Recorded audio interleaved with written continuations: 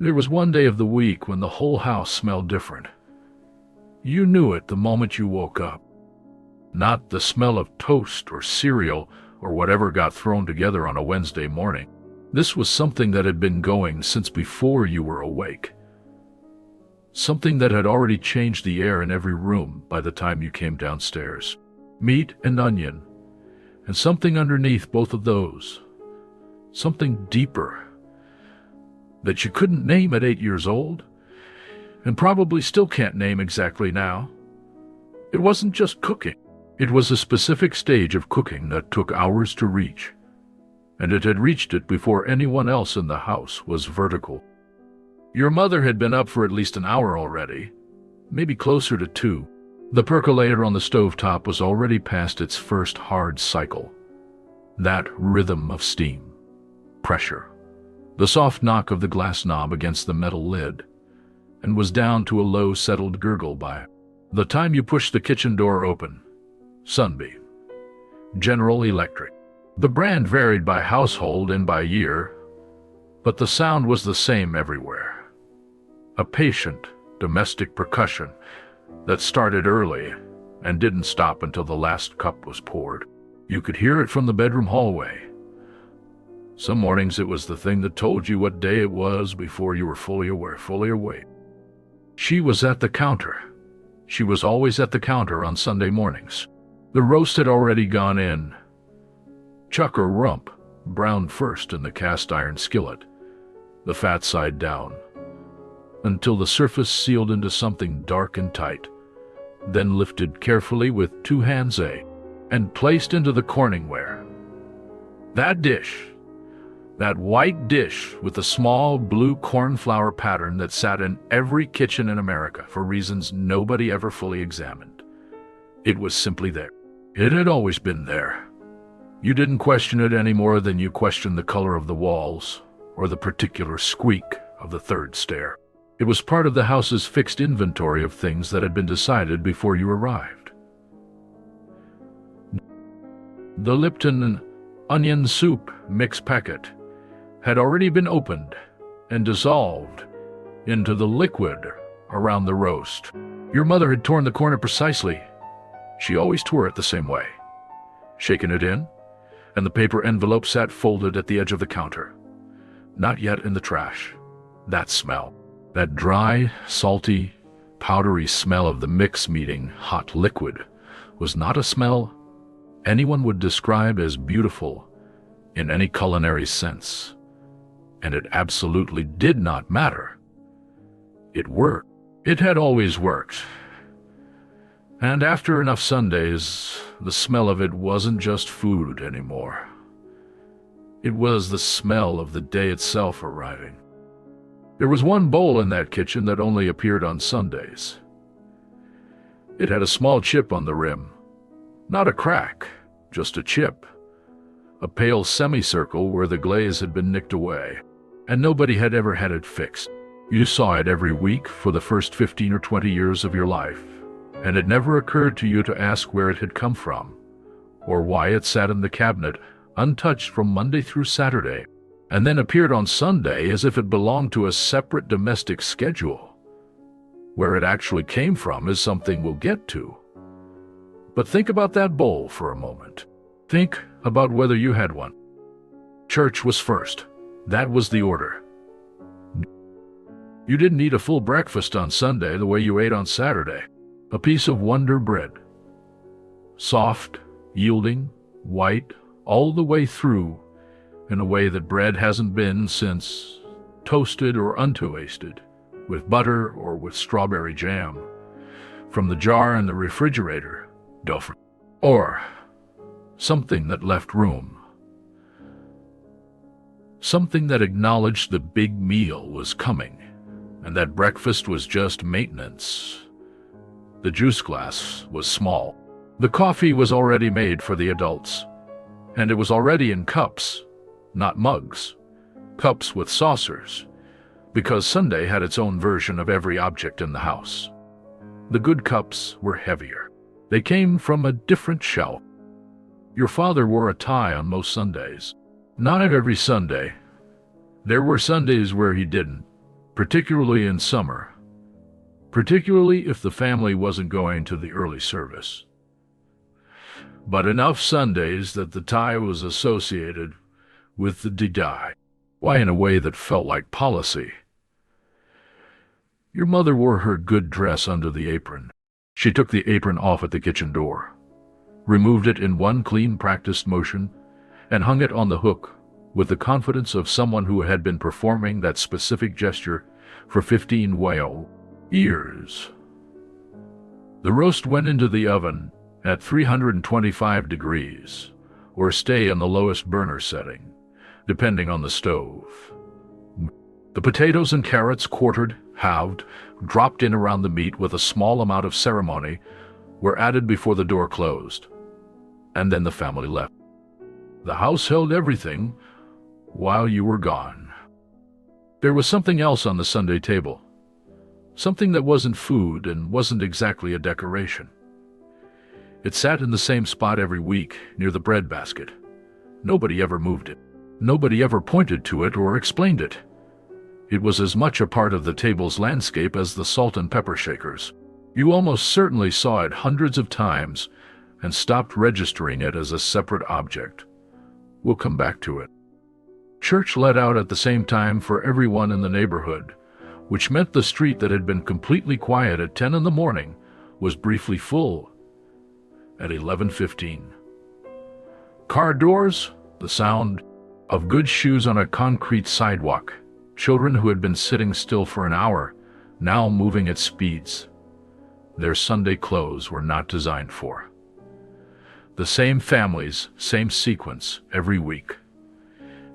You knew which car belonged to which family. You knew the sound of the McGrath's Ford station wagon starting. You knew the specific rhythm of the Hendersons getting their 4 kids organized and moving toward their front door. Sunday morning, on a residential street in 1963, had a social pattern as fixed as anything inside the church itself. And then you were back inside, and the smell hit you again. The second arrival, coming home to a roast that had been cooking for 2.5 hours, was a different experience than smelling it in the morning. In the morning it was just beginning. Now it was fully itself. The liquid in the CorningWare had deepened from pale to amber. The surface shimmered. The potatoes had taken on the color of the broth around them. The connective tissue in the chuck was in the process of giving up. Not done yet, not falling apart, but somewhere in that middle stage where the meat yielded when you pressed it with a spoon, but still, all held its shape. Your mother would have checked it the moment she got home, before she took off her coat, before she put down her purse. She would have lifted the lid, looked at the liquid, pressed the meat once, and replaced the lid with the specific speed of someone who already knows what she's going to find. She knew things about that kitchen that she never explained to anyone because nobody ever asked. The roast told her things through the lid. The sound of the liquid, a specific low, lazy simmer that wasn't a boil, told her where she was in the timeline. The smell from the oven door told her if the temperature had drifted. These were not things she had written down. They were not things from the Betty Crocker New Picture Cookbook, though that book was in the kitchen, its spine broken in 2 places from use. They were things she had accumulated through the specific repetition of Sunday after Sunday, after Sunday after Sunday, until the knowledge had moved out of her head and into her hands. The brown serve rolls came out of the cardboard package 12 minutes before the meal. The package went on the counter.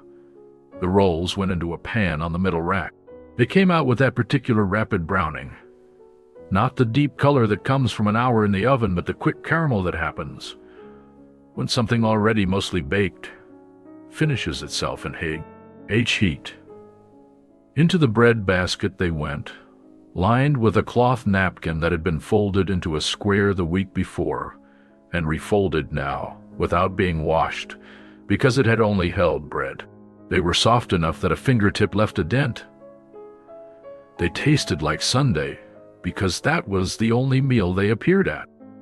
If it was summer, the Jell-O salad had been set the night before. The lime one, lime Jell-O, with cottage cheese and crushed pineapple mixed in. Set overnight in a ring mold, came out of the refrigerator firm, unmolded onto a plate with a practiced inversion and a single controlled drop, and placed in the center of the table with the authority of something that belonged there.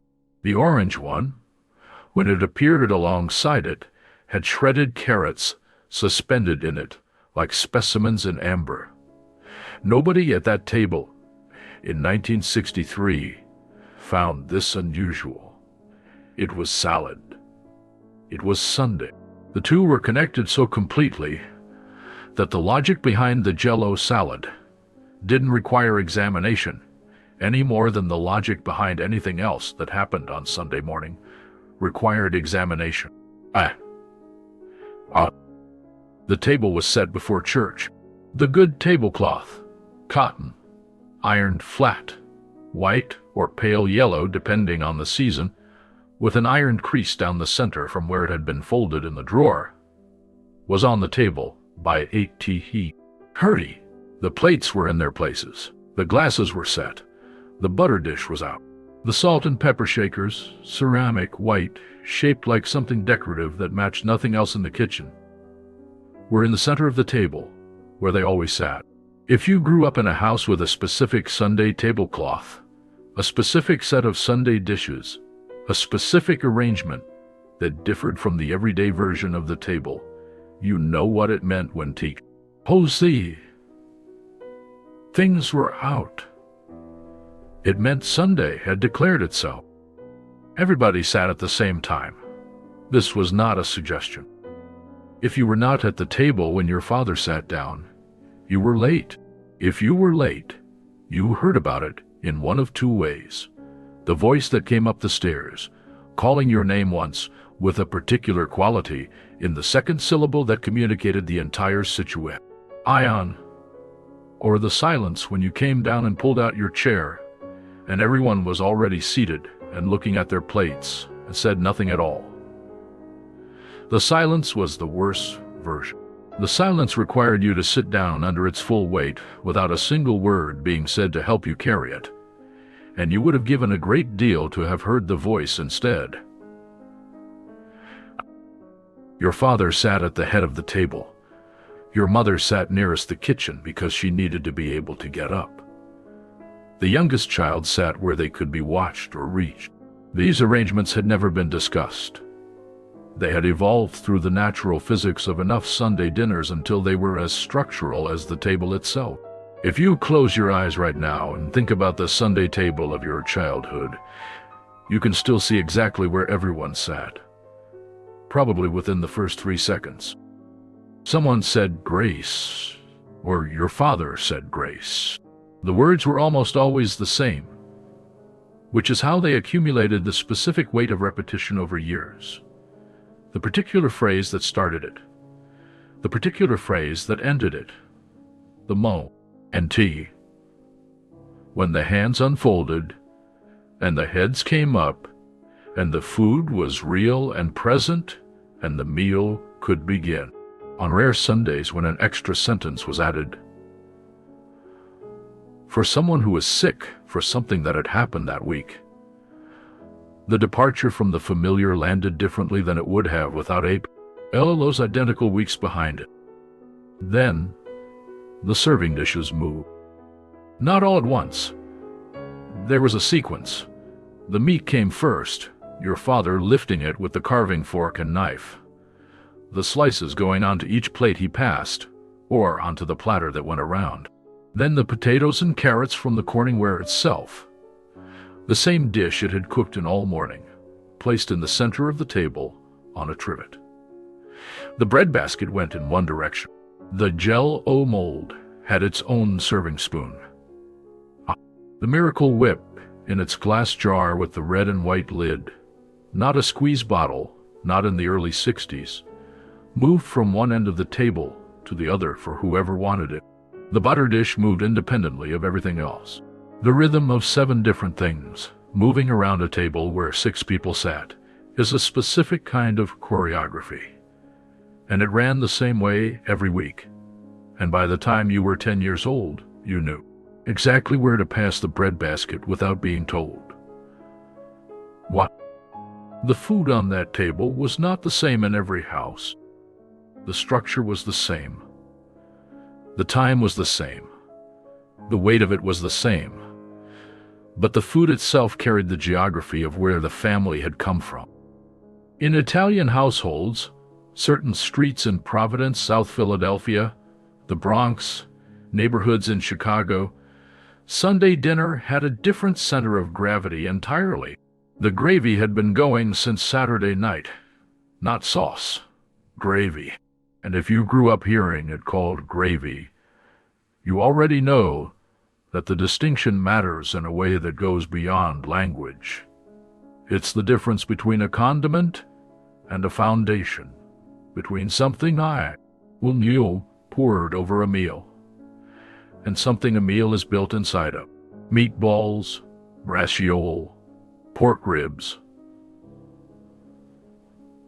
sausage.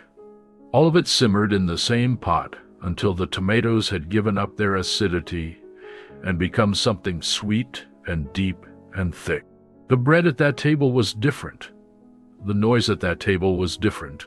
The meal lasted longer, and there was more of everything, and the table was crowded in a way that felt like evidence of something, though you couldn't have said exactly what.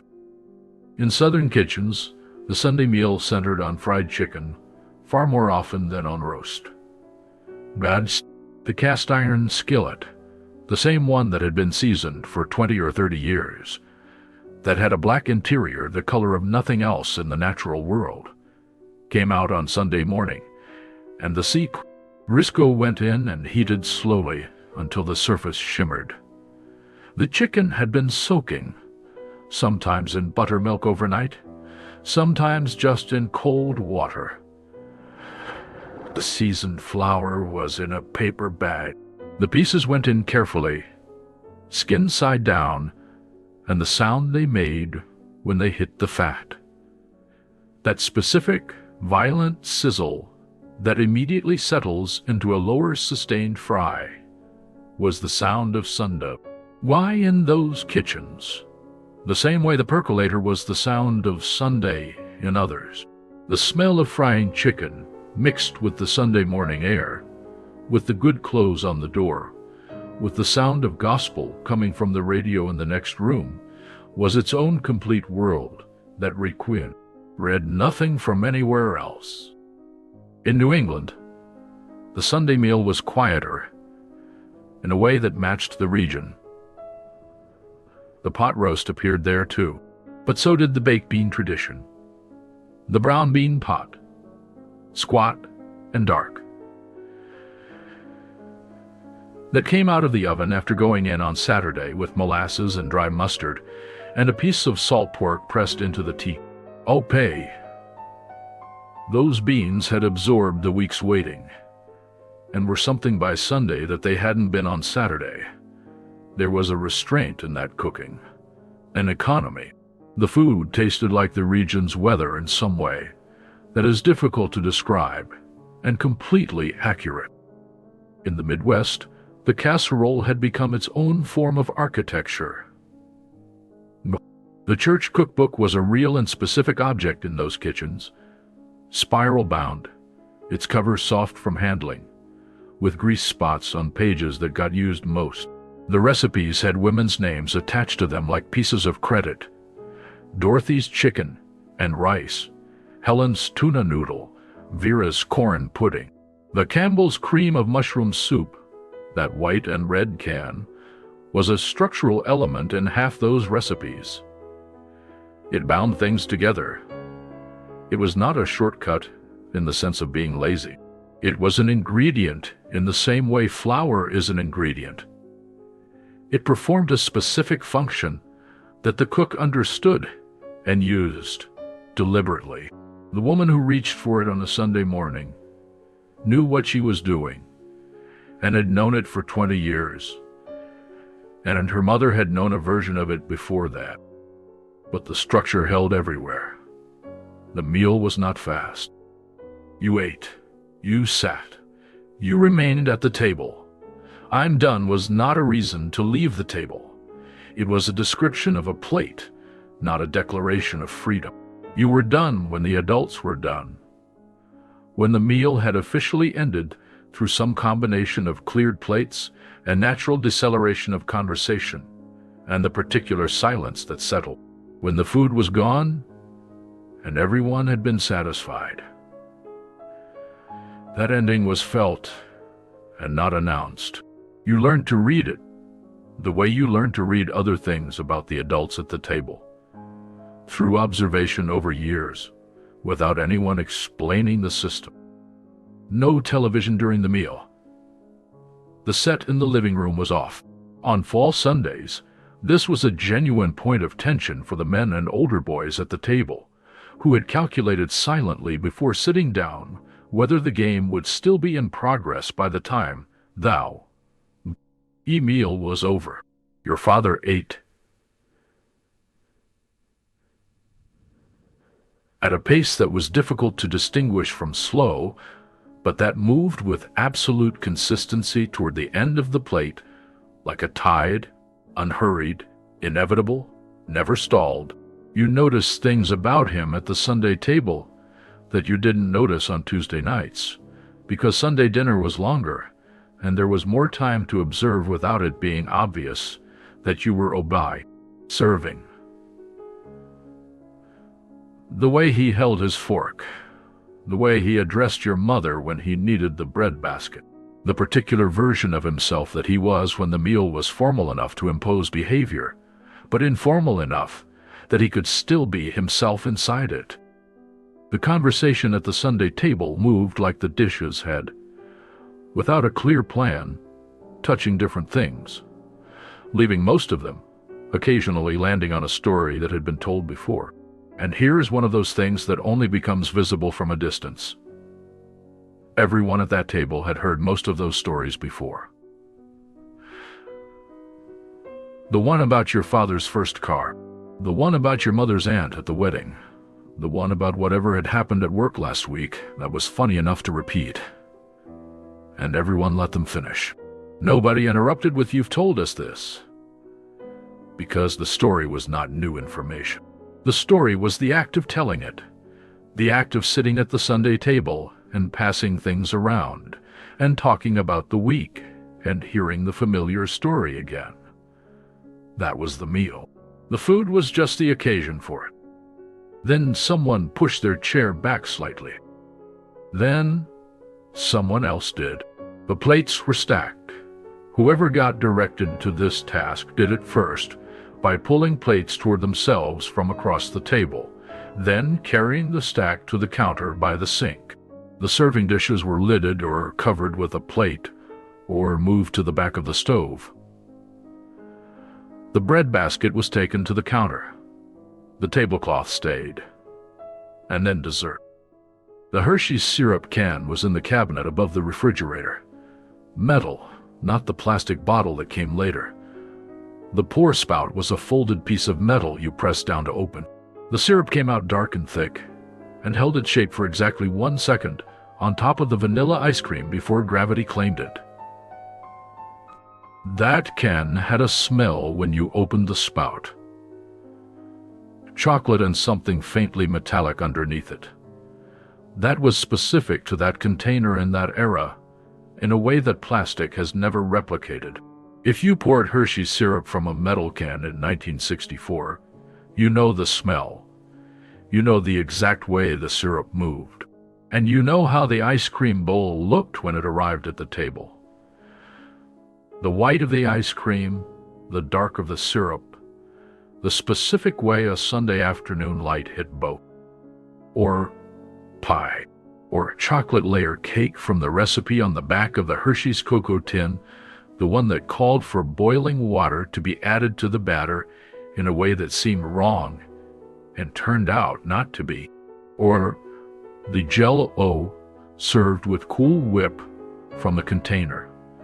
That white, aerated, improbable substance that appeared in American kitchens in 1966 and immediately became indispensable, which tells you something about the decade's particular relationship with chemistry. Dessert had rules that varied enough between households to constitute, if you collected them all, a complete picture of the decade's domestic values. Some families served it only after every bite of the main meal had been consumed, as reward, as completion. Some families served it automatically, regardless of the plate, because dessert was not a prize. It was the last course, and children were entitled to it. Some families had dessert only on Sundays, which made the Hershey's syrup and the ice cream specifically Sunday objects, which deepened the whole day's meaning by one more layer. Now, the bowl with the chip. If you grew up in a house where certain objects appeared only on Sundays, you might have assumed, without ever examining the assumption, that those objects were special in some material sense. Fragile, valuable, too good for weekdays. And sometimes that was true. But the chip bowl was not valuable. It had been sitting in that kitchen for years, with a chip on its rim that anyone could see. And the reason it had never been repaired or replaced was not negligence. Replacement had simply never been considered. That bowl had been Sunday's bowl since before your parents' marriage. It had come from your mother's mother, who had used it on her own Sunday table in a smaller house in a different town. And it arrived in this kitchen without ceremony, placed in the cabinet in the spot that felt right, and used every Sunday since. The chip had happened in your grandmother's kitchen, probably sometime in the early 1950s, and the chip was part of the bowl now. Throwing out the bowl because of the chip would have been a kind of violence that nobody in that family was prepared to commit. This is why certain objects in those kitchens lasted as long as they did, not because they were irreplaceable in any commercial sense, because replacing them would have required a conversation about worth that nobody wanted to have. After the dishes were done, your mother at the sink, someone drying, the rack on the counter filling up in a specific order, glasses first, then plates, then the heavy CorningWare last. Sunday after noon began. The dishes were done the same way every week, with the same cloth, the same rack, the same order. If your family acquired a dishwasher partway through the decade, and many did, the gleaming new appliance that sat under the counter and hummed, your mother most likely did not fully trust it with Sunday dishes. The everyday things went in. The good things got hand-washed, which meant the presence of the dishwasher didn't reduce the labor in the way anyone had expected. It redistributed it. It took the weekday glasses and weeknight plates. The Sunday things still went through the sink. Then the afternoon opened. Your father went to the living room. The television came on. Football. In autumn, whatever game was on, the particular significance of the day's matchup, already known by the time the meal started, already shaping the afternoon's mood in ways that nobody at the afternoon's mood in ways that nobody table acknowledged out loud. A movie on a Sunday afternoon channel in the off-season. He sat in the chair, his chair specifically, in a way that was not a choice made on that particular Sunday. It had been decided years ago by some slow accumulation of habit. Nobody sat in that chair during the week when he was working. That would have been a strange thing to do. Wow, the chair belonged to Sunday the way the tablecloth did. Your mother did not rest in the way that word is usually meant. She rested in the way a person rests when they cannot stop entirely.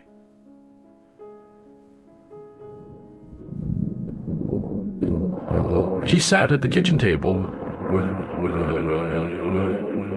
with the afternoon's second cup of coffee, reheated from the morning percolator, thick and slightly bitter the way second cycle percolator coffee always was, and she went through something. The newspaper. A letter. The Sears catalog that had come earlier in the week and hadn't been properly looked at yet. The particular quality of her stillness in those afternoon hours was different from her morning stillness. Less directed, less organized, but not fully relaxed either. She was between things. The morning's work was done. The evening's light work hadn't started. She sat in the kitchen, which was her room in a way that the living room was his room, and the afternoon moved around her. The children were somewhere in the middle of all of this. Outside, if it was warm enough. Inside, if it wasn't. Reading or watching television, or doing the homework that had been put off until Sunday afternoon, reached the point where putting it off further was no longer possible. Sunday afternoon had a specific quality of suspended time. The week hadn't started.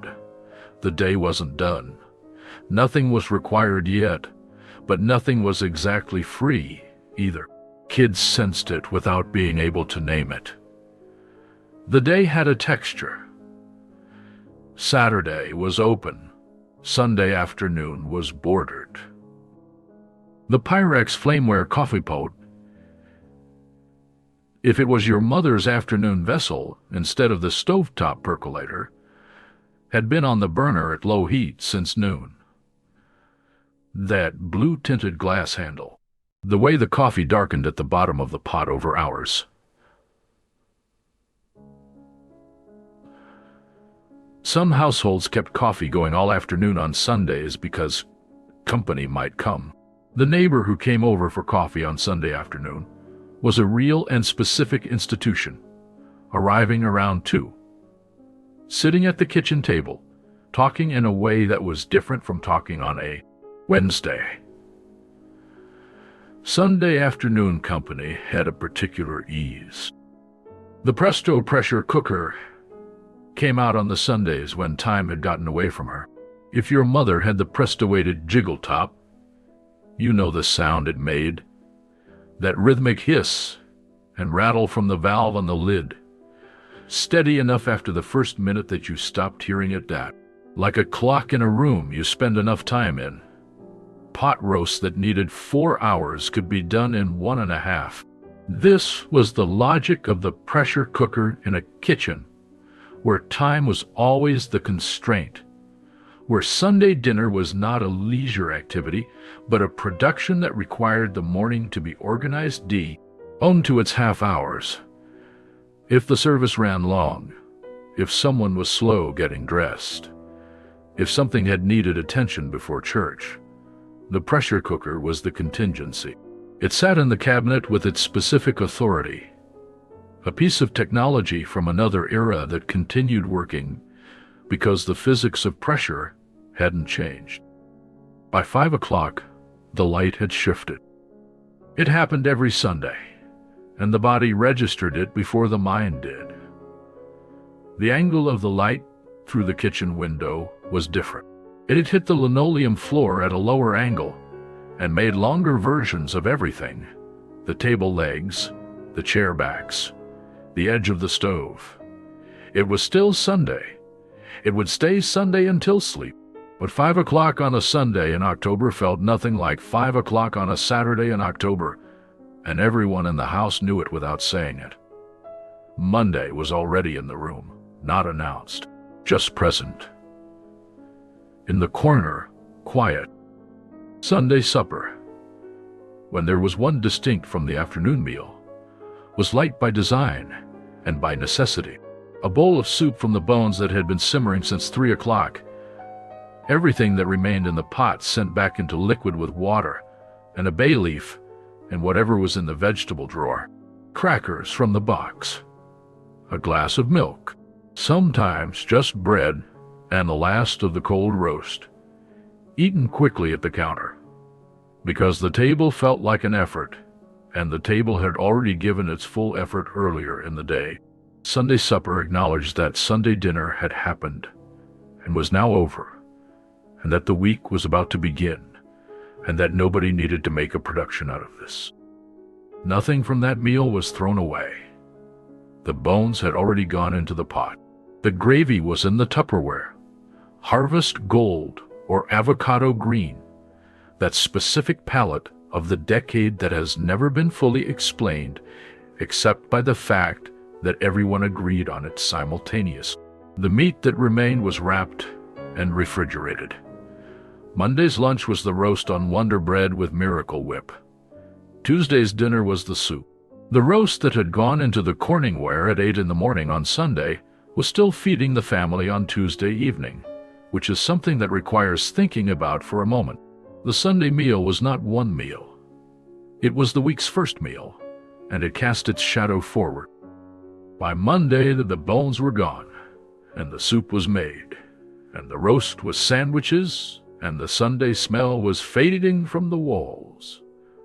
Though not entirely. Not yet. Not yet. On Tuesday morning, you could still catch something of it in the kitchen. A trace of the onion soup or the deep warmth that a long-cooked roast leaves in a room. By Wednesday, it was gone. And the week that was now fully underway had no equivalent smell. It was just weekdays. It was just Tuesday and then Wednesday. Flat and neutral and ordinary in the way that made Sunday. In memory and in anticipation, the axis, the week turned around. The church bulletin that had sat near the breadbasket was in the kitchen drawer by Monday morning. Under the rubber bands and the S&H green stamps booklets and the coupons that had been clipped from the Sunday paper and organized by someone with more optimism than time, the bulletin had been there every Sunday, carried home from the service folded into a coat pocket or a purse. Soft from the handling, placed on the table when the tablecloth went down. Sometimes your mother had written something on the back of it in the kitchen before church. The name of a family who needed a covered dish. A reminder about the fellowship hall luncheon, 2 weeks out. The time someone needed to be picked up. It sat near the breadbasket as the physical evidence that the morning service and the Sunday dinner were one continuous event, not two separate ones. The worship and the meal were part of the same act. The bulletin's presence on the table was not symbolic. It was just the natural resting place of a piece of paper that had traveled from one part of Sunday to another. Not a family had it. In houses where the table held nothing that wasn't for eating, where the tablecloth came down clean and everything on it was food or a vessel for food, there was no bulletin. But in the houses where it appeared, it stayed until the meal was over. And then it went into the drawer. And by Thursday, nobody could find it. And on Sunday, another one appeared. Think now about what was in that kitchen that no longer exists in any form. Not the objects. Some of them do still exist. The CorningWares in thrift stores across the country in such numbers that you can find it in almost any town, and the blue cornflower pattern is unmistakable from 6 feet away on a shelf.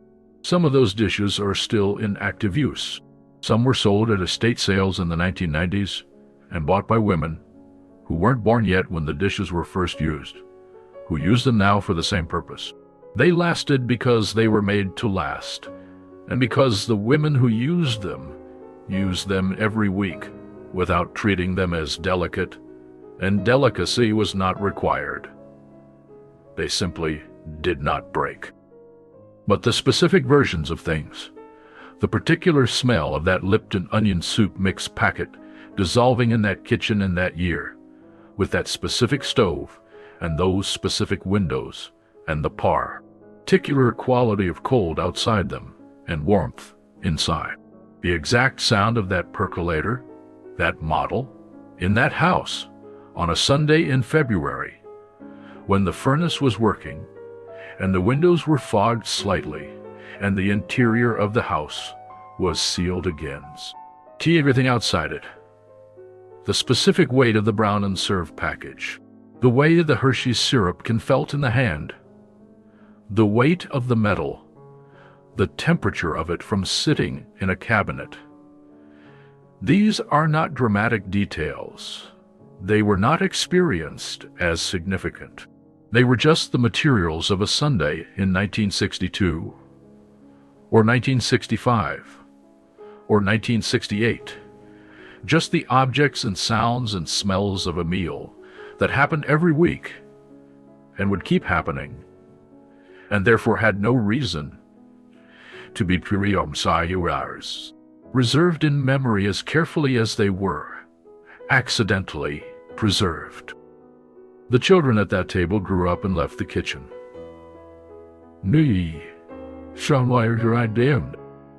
They had their own households, most of them, their own Sundays.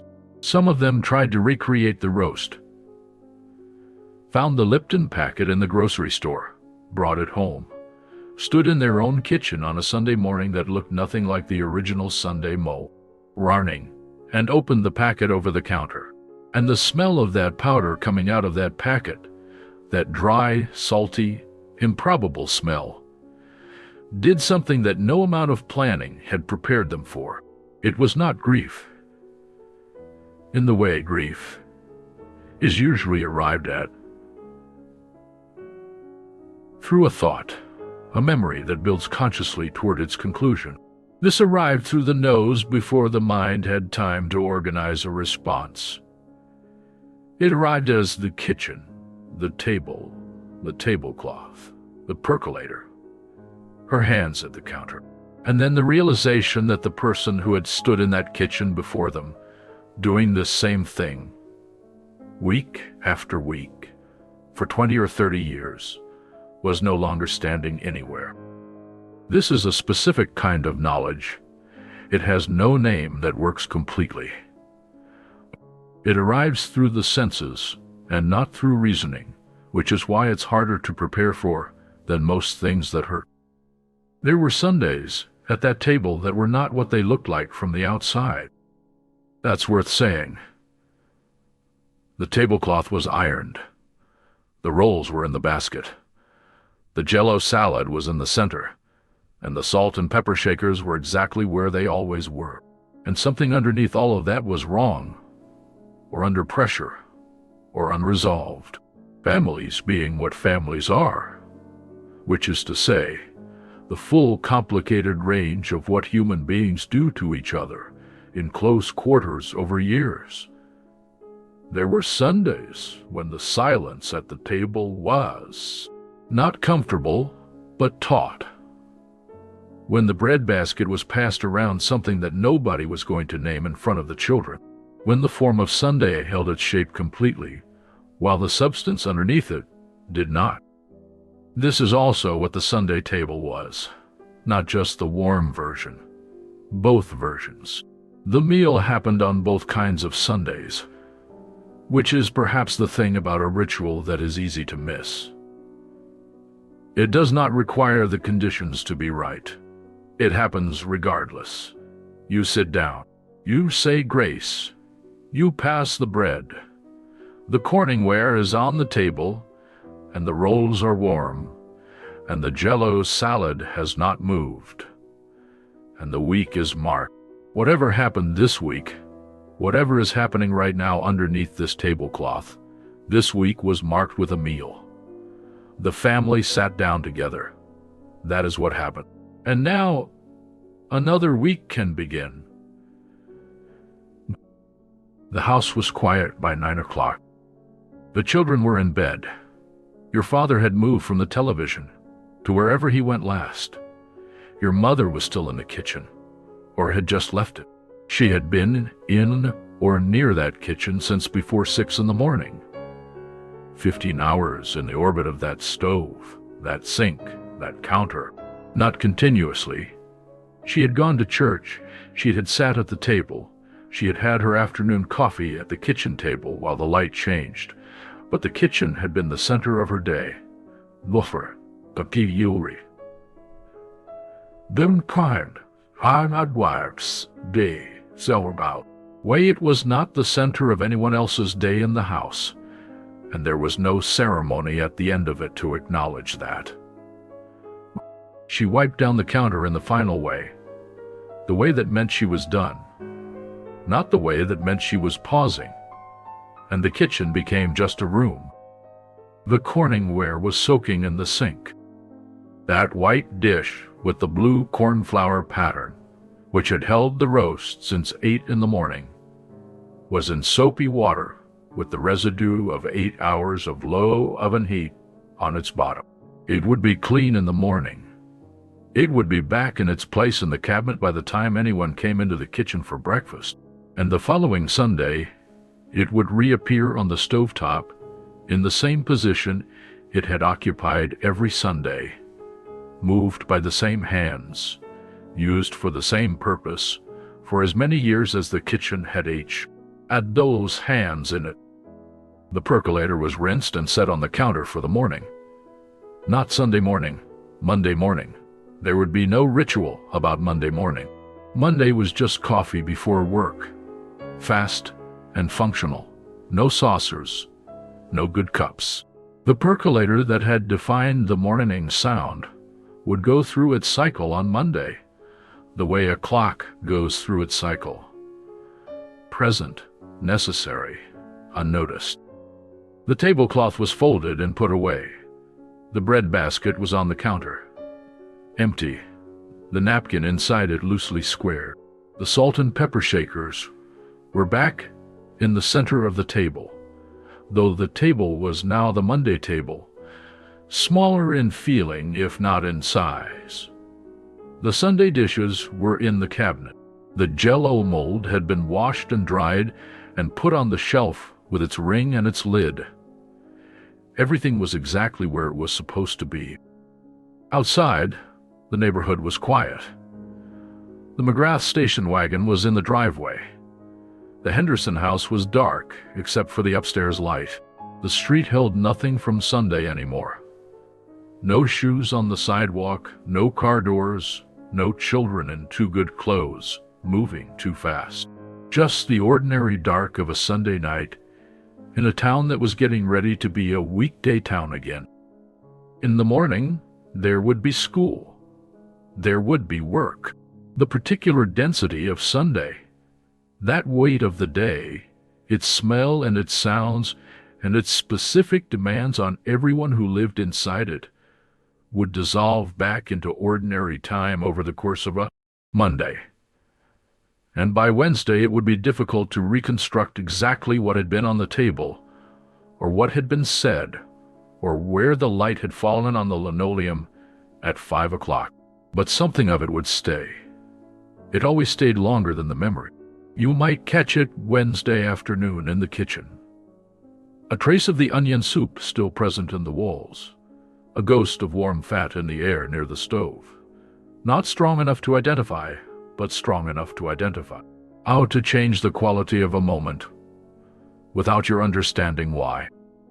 That was the meal that stopped everything. Not because it was extraordinary, because it was not. Because it was simply Sunday, and Sunday was when the family sat down together at the same table, in the same seats, in front of food that had been in preparation since before they were awake, and did this not as an occasion, but as a fact.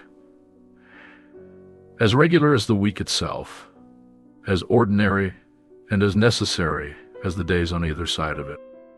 The percolator went on early. The CorningWare came out of the cabinet.